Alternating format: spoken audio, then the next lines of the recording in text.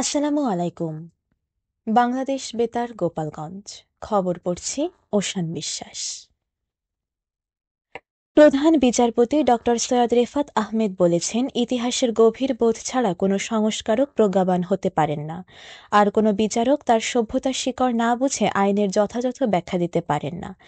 ঢাকা বিশ্ববিদ্যালয়ের ইসলামের ইতিহাস ও সংস্কৃতি বিভাগের গতকাল ৭৫ বছর পূর্তি ও পুনর্মিলনী উপলক্ষে টিএসসি মিলনায়তনে প্রধান অতিথির বক্তৃতায় তিনি এসব কথা বলেন।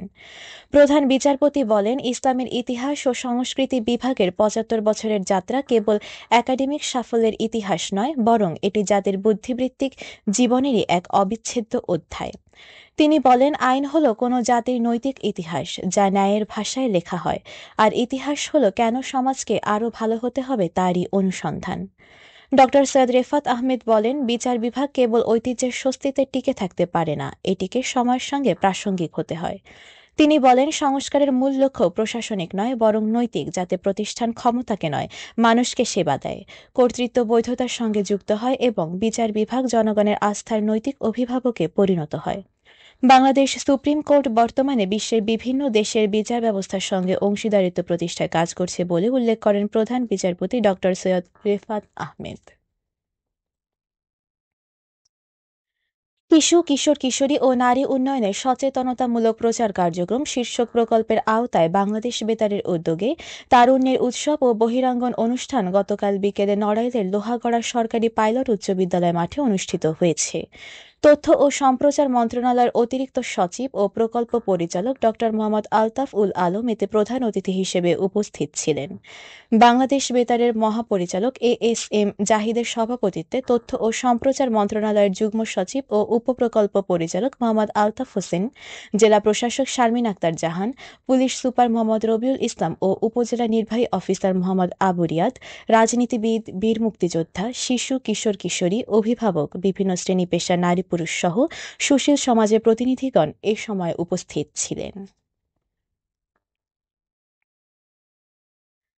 গোপালগঞ্জ ১ আসনের বিএনপির মনোনীত প্রার্থী সেলিমুজ্জামান সেলিম বলেছেন, সাংবাদিকরা জাতির বিবেক। আপনাদের লেখনীর মাধ্যমে এলাকার যেমন উন্নয়ন ঘটে, তেমনিভাবে এলাকার সকল ঘটনাগুলো আপনাদের মাধ্যমে জাতি জানতে পারেন। সেলিমুজ্জামান সেলিম বলেন, আমি নেতা হতে চাই না, আমি এলাকার মানুষের কল্যাণে একজন সেবক হিসেবে কাজ করতে চাই। গতকাল মুকসুদপুর প্রেসক্লাবের সকল সাংবাদিকগণের সাথে মতবিনিময় সভায় তিনি এসব কথা বলেন। আসন্ন ত্রয়োদশ জাতীয় সংসদ নির্বাচনকে সামনে রেখে মাদারীপুরে ইসলামী আন্দোলন বাংলাদেশ এর নির্বাচনী প্রশিক্ষণ কর্মশালা অনুষ্ঠিত হয়েছে।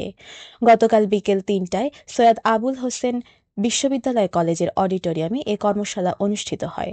ইসলামী আন্দোলন বাংলাদেশের কেন্দ্রীয় সাংগঠনিক সম্পাদক মাওলানা আরিফুল ইসলাম এতে প্রধান অতিথি ছিলেন। কর্মশালায় বক্তারা জানান, ইসলামী আন্দোলন বাংলাদেশ নীতি ও আদর্শের রাজনীতিতে বিশ্বাসী একটি সংগঠন। ইসলামী আন্দোলন বাংলাদেশ মাদারীপুর জেলা শাখার সাংগঠনিক সম্পাদক ও মাদারীপুর ৩ আসনের নির্বাচন পরিচালনা কমিটির আহ্বায়ক আলহাজ আসলাম শেরনিয়াবাদের সভাপতিত্বে মাদারীপুর ৩ আসনের মনোনীত এমপি প্রার্থী মাওলানা এস.এম. আজিজুল হক সহ ইসলামী যুব আন্দোলনের নেতাকর্মী, স্থানীয় সমর্থক ও বিভিন্ন পর্যায়ের প্রতিনিধিরা কর্মশালায় অংশ নেন। কর্মশালা শেষে কলেজের সামনে থেকে একটি র্যালি বের হয়ে কালকিনি উপজেলার কেন্দ্রীয় মসজিদ পর্যন্ত যায়।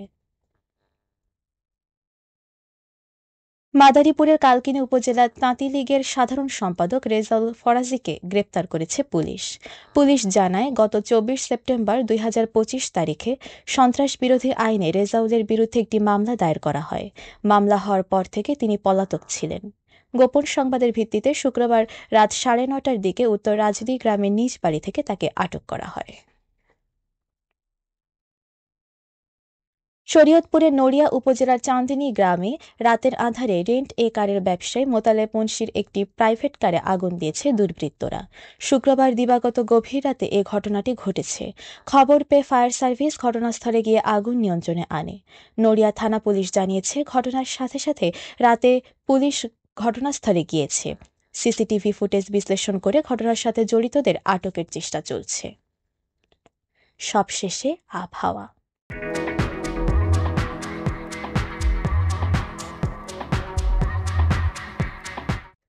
আজ বেলা ১টা পর্যন্ত আবহাওয়ার পূর্বাভাসে বলা হয়েছে, দেশের অভ্যন্তরীণ নদীবন্দরসমূহের জন্য কোনো সতর্কবার্তা নেই এবং কোনো সংকেতও দেখাতে হবে না। খবর শেষ হলো। আমাদের পরবর্তী খবর প্রচারিত হবে সকাল 10টা বেজে 30 মিনিটে বাংলায়।